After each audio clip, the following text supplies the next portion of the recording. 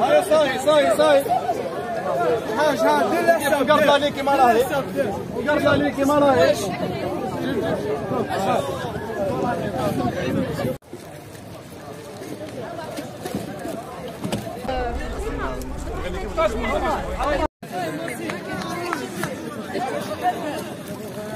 النشاط تاع اليوم دارته جمعيه سدرة، المرصد رافقها مرافقه مباشره لتدعيم هذا العمل اللي اولا نشوفوا انه رساله ومشروع تاع جمعيه المجتمع المدني في شهر رمضان. العمل الاجتماعي والانساني عنده قاعده تاع اخلاق، عنده قاعده تاع قيم اللي تنبني عليها الجزائريين كل يحبوا يديروا الخير في شهر رمضان مع الجيران، مع اعضاء العائله، مع المحتاجين اللي يعرفهم واللي ما يعرفهمش. الشباب اللي شفناهم اليوم والمتطوعين اللي جاوا اليوم من مختلف الاحياء واعضاء في الجمعيه ومتواصلين عن طريق وسائل التواصل الاجتماعي، هذو راهم متلاقيين كمتطوعين مع بعضهم البعض باش يصنعوا هذا المشروع اللي يراد من خلاله تقديم الفرحه، تقديم الدعم، تقديم التآزر، التعاون، التضامن، التكافل. المتطوعين اليوم من اللي جاوا من الجامعات ومن الثانويات ومن المتوسطات نشوفهم الله يبارك فرحانين مبتسمين يتسابقوا في هذا الصباح على عمل الخير. احنا بالنسبه لنا الجمع بين ما يقوم به المجتمع المدني من تأطير ومن مرافقه والمبتغى تاعه هو تحقيق الانسجام الاجتماعي والتضامن، تعتبر غايه جميله وراقيه وحضاريه لابد الجيل تاعنا هذا يتربى عليها ويتنشأ عليها، واحنا نوفروا له هذه المرافقه وهذا الفضل. نطلق حمله تضامن رمضان 2025 تحت إشراف المرصد الوطني للمجتمع المدني مع الشباب المتطوعين اللي حاضرين معنا. والهدف تاع هذه الحملة هي حملة لمقطع من الجزائري أننا نوزعوا هذه الطرود الغذائية للعائلات المحتاجة على المستوى الوطني. هذه العائلات من اليتامى، المساكين، المعاقين والناس الفقراء اللي ماشي لاحقة في شهر رمضان.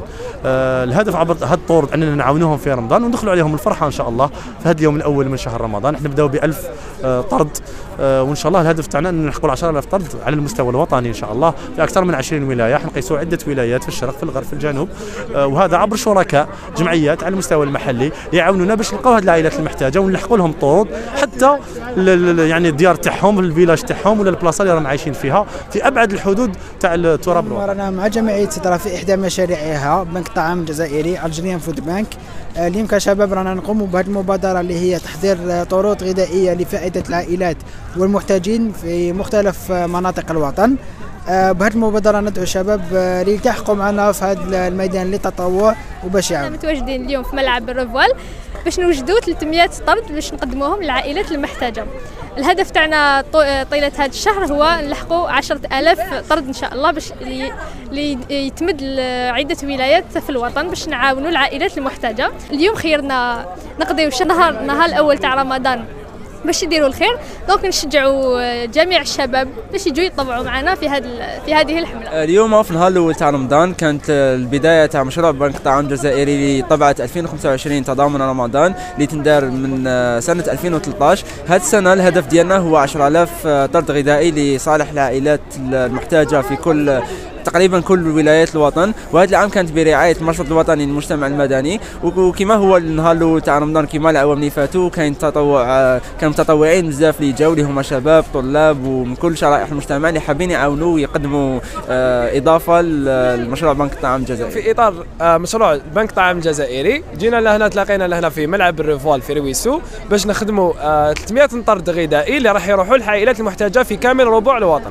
كما كنتوا ماركي ولا هنا ولا كنتوا تشوفوا معنا كاع احنا رانا هنايا مختلف الشباب، مختلف الفئات العمريه، رانا تلقى دي ليسيان، دي زونيفرسيتي اكسيتيرا، خدامين اكسيتيرا.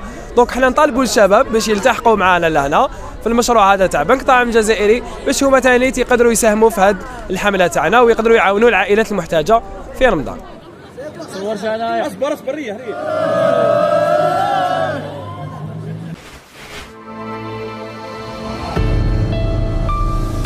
وطنيا نيوز، الواقع من المواقع.